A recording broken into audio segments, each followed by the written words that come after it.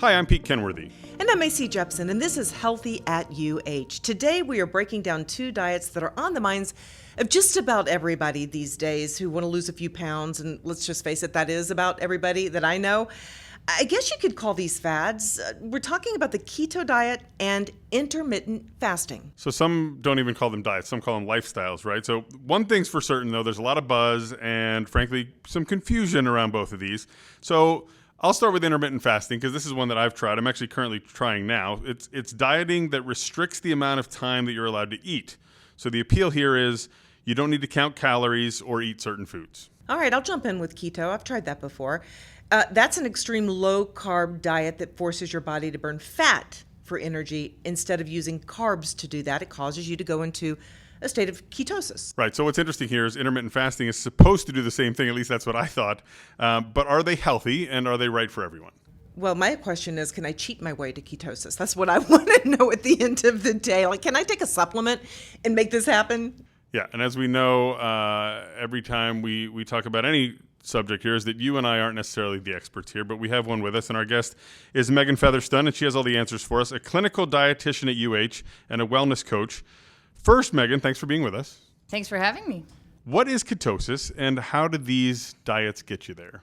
That's a great question. And I think in order to truly understand ketosis, we need to take a look at our body's preferred fuel source. So that is carbohydrates. So our brain actually prefers to run off of carbohydrates. It will burn through a 1/4 pound of sugar a day. It uses a lot of energy. So if we are purposely restricting carbohydrates, so we no longer have those in our diet, we know that we survive, right? We're all still around if we don't eat carbohydrates. So our body has to have another way to run, another fuel source. And what that is fat. We all have plenty of stores of fat in our body. Even the leanest people have, 30,000 calories of fat to burn through. So we are actually able to mobilize those fat stores, turn it into something called ketones, and that can actually pass that blood-brain barrier to fuel our brain when we don't have sugar or carbohydrates around to fuel our brain. So the premise of ketosis is when we have changed our body's preferred fuel source from carbohydrates to fat, and we break our fat down into those ketones, and that is what is now fueling our brain and our muscles and our body instead. And if your body's eating fat, you're losing weight, right?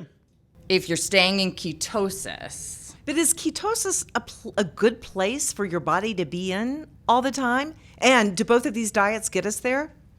So no, both of these diets are not going to get us there because typically with intermittent fasting, the longest period that you're fasting for is 24 hours, and it takes at least 48 hours to get our body into ketosis, to burn through those extra sugar stores that we store in our liver and our muscles and all different places. So to clear up, and just to explain intermittent fasting, if you're not familiar with it, there's a couple different ways to do this, right? The most common one that I know of is you eat for 8 hours a day, which is any 8 hours, pick noon to 8 p.m., and then you can't eat again for 16 hours. So then whenever you're finished eating, you fast again for 16 hours, and then you eat again for 8. Essentially, you're fasting for a period of time, then you're eating for a period of time. And you're saying ketosis doesn't happen because none of those... So what's the point? What's the point then of this particular diet? When we look at typical diets that Americans follow, it's typically what we call calorie-controlled diets. So if you think about it, it's like a dimmer switch. It's like we're turning down the dial, we're turning down the lights, we're turning down the energy that our body is eating. With intermittent fasting, it's very black and white. It's an on or an off switch, right? So we're either eating or we're not. We live in a 24/7 food culture in the United States. There is not a time that we can't go grab something to eat, right? So all of us are just eating for too many hours over the day. So intermittent fasting is monopolizing on that. It's telling us that you can only eat for 8 hours, or you can only eat for 10, or whatever you're subscribing to. So you're just kind of turning off that switch of I'm not consuming food. So by default, most people are consuming less food. Okay, so before we move to keto, I think it's important to know whether there's any science behind this intermittent fasting. There is. It's been around for years. They actually kind of stumbled on this research in the 1940s, 1950s in old men in nursing homes, and they were finding that they were living for a very long time and what was going on, and a lot of them were what we are now calling intermittent fasting, right? They weren't eating very many hours throughout the day. So it was kind of a secondary outcome of this research they were doing on these people. So we were like, oh, we can live longer if we do this intermittent fasting. Other studies are showing improved insulin sensitivity. The most important for most people, right, is weight loss studies. So they did one very large weight loss study where they put head-to-head a calorie-controlled diet versus intermittent fasting, and they both lost similar amounts of weight. So I think what that comes back to is that everybody has a different style, a different approach that works for them when it comes to weight loss. And this is just yet another approach that is working for some people. So when it comes to keto, I think everybody thinks about Atkins and the days of gluttony and bacon and eggs all day long. How is keto different? There's a lot of confusion about that. A lot of people put keto and Atkins in the same bucket, and they're actually very, very different. So the Atkins diet is a very high protein diet, and the keto diet is a very high fat diet. So when we look at the typical distribution of what the quote unquote recommended diet is for Americans, it's only about 30% fat. Keto is 80% fat.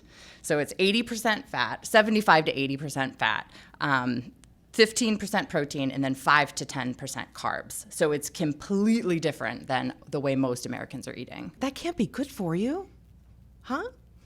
That's questionable, right? So compliance is the biggest issue with this diet. Can someone stay on a ketogenic diet and consume 80% of their calories from fat on a day-to-day basis to stay in ketosis, right?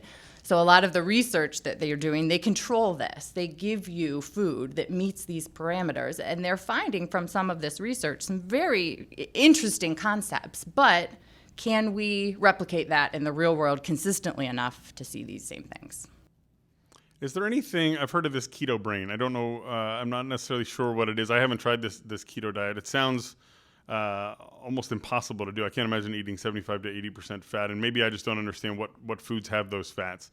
So I guess two-pronged question, right? What are the foods that have enough fat that I could sustain that kind of diet and still be healthy while losing weight? And then second, side effects. So we'll tackle the fats first. The typical American diet, the fats that we are eating are unhealthy. They're saturated fats. They're in high-fat meats. They're in processed foods, fried foods. Those are not good for us. Those are bad for our overall heart health. They drive up our total cholesterol. They drive down our good cholesterol, which is not good, right? So if we're telling someone just eat more fat, a fear of a dietitian such as myself is that people are going to be consuming way too many unhealthy fats on this diet. But there are a lot of healthy fats out there like avocados, olive oil, nuts, seeds. All of those types of things are great, but those actually have some carbohydrates in them as well. So in order to meet such a low carbohydrate, this gets really tricky to do in a healthy way. So, that was the first part of your question. And then the second part is side effects. So going back to that preferred fuel source of our body, as we switch from preferring carbohydrates to preferring fat, I am told that there's something called, like you said, keto brain, keto flu, that the side effects when our body is adjusting to these changes in fuel source can be fatigue, fuzziness, right? A difficult concentrating, intolerance to exercise. So our muscles want to run off of carbohydrates. So when they're not there, we can't work out very hard when we only have ketones and fat around.